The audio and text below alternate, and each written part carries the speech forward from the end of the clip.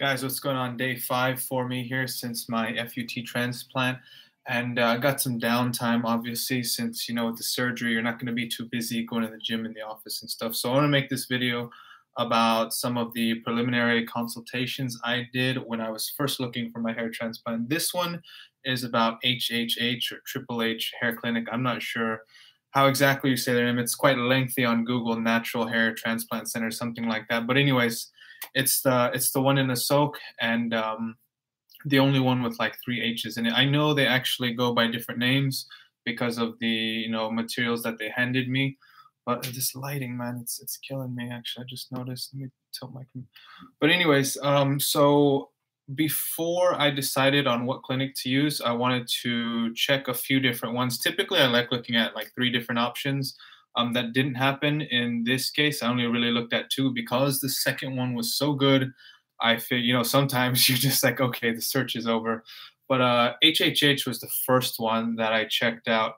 And quickly, overall, I would say my experience there, just based on the consultation, was quite subpar. I will go into the details, but just for now, you already know it wasn't the best. I don't want to make you wait till the end to surprise you. So you're going to call in advance. One small, the doctor answered when I called, so that was nice. I called maybe a little bit late or after hours, like 5 or 6. And I went in to see him. It was shortly thereafter, like the next day or 2 days later.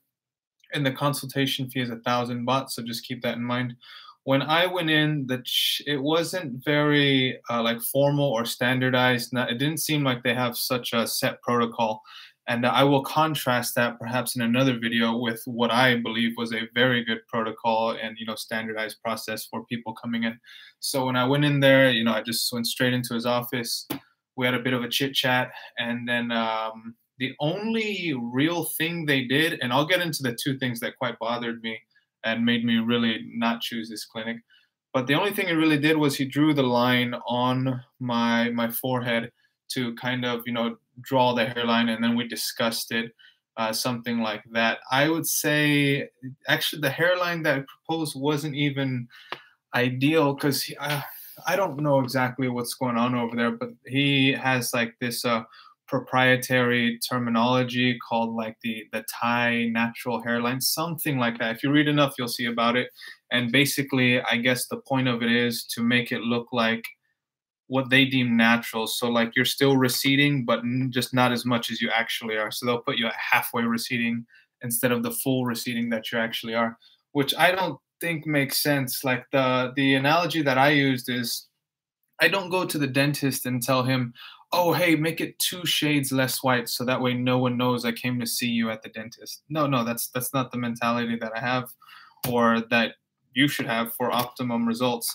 Honestly, I'm not bothered if people know that I got a hair transplant. I've been telling people. One of the friends that I told decided to actually go and get it, and he had his surgery today just hours ago. So I see no reason to hide it. But I guess that's I believe part of what goes into them thinking, we're going to push the hairline back. And it's just strange, though. It kind of defeats part of the purpose of getting a hair transplant if you're only going to fix it halfway.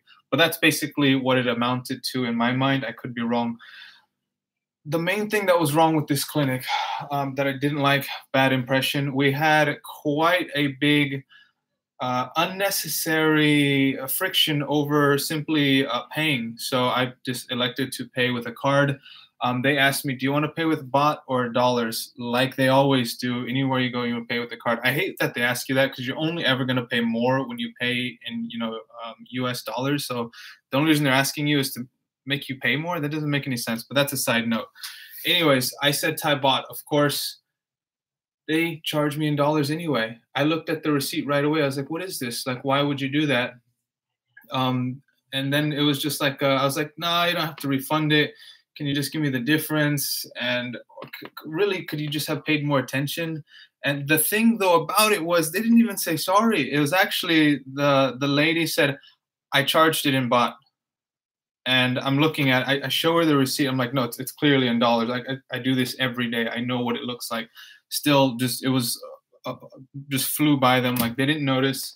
And eventually the doctor came out too, and he was like, "Hey, what's going on? What's the big commotion?" It wasn't really that big, but it was just like a small, like, why, who, what? And then it was just worse by the fact they didn't apologize, didn't even acknowledge the problem that they made. And eventually, when I left, it was quite a passive aggressive, like, "Okay, thank you, bye." Just like, get out of here. You're done. You paid. Just there's no reason to be here anymore. Who cares about this mistake? Just let it go. So I left. That was the one. I was like, oh, that's no good. The other thing is the doctor. He gave me a publication. I guess he did. He entered, one of his publications in some journal. So he wanted to give me a copy of it to show me basically about a procedure he did where he extracted beard hairs and put them on the top for one particular patient. Now, when they gave me this, I looked through it a bit later, and they didn't even staple it right. They didn't even copy it out right. What happened was I was flipping through it. One of the pages was completely upside down in the middle, and it had been stapled. And so basically, you're looking through, and it's like you open a book and one of the pages upside down, inside out. And it's just like, wow. It's small detail, but considering how expensive such a procedure is, it's going to be several $1,000s. Mine was well over 10, 11,000. It's like the team there, incompetent is basically the first word that comes to mind, to be honest. So, the receptionist, she couldn't even charge me correctly. The person who was stapling his paper, they couldn't even stack the papers correctly. I mean, when they come out of the printer, they're already in order. Like, why would you, at what point would it get reversed? It didn't come out like that. And they stapled it wrong. And last note is, if I had to get, I don't think that place is too busy. Part of the sentiment that I got when I went there was, I was a bit surprised the place is still in business. I mean, I'm no offense to the guy in his clinic. I'm sure they're doing good work enough to still be around, but they seem quite not busy. There wasn't much going on. I could tell by our back and forth. I'm a business person too, so I have my own business just like the guy. That he was, looking for customers. He was willing to work with me, make a deal or something like that. He was kind of trying to prove, himself to me. And, that's why he told me about that publication that he made and even offered to give me that printout in the first place. But, you'd probably rather go with someone who's busy, who actually has business, because they probably have it for a reason. So that would probably be another video that I'll make, is about my experience at another clinic, which was in stark contrast to this one.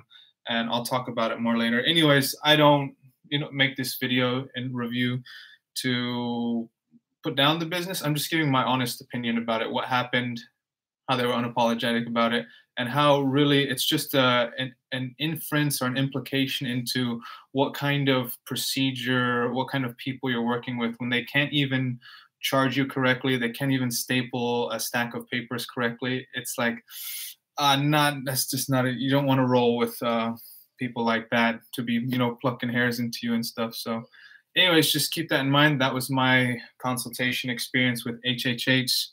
I'll definitely be talking about the next clinic that I went to. All right, guys, take care. Hope you found this useful.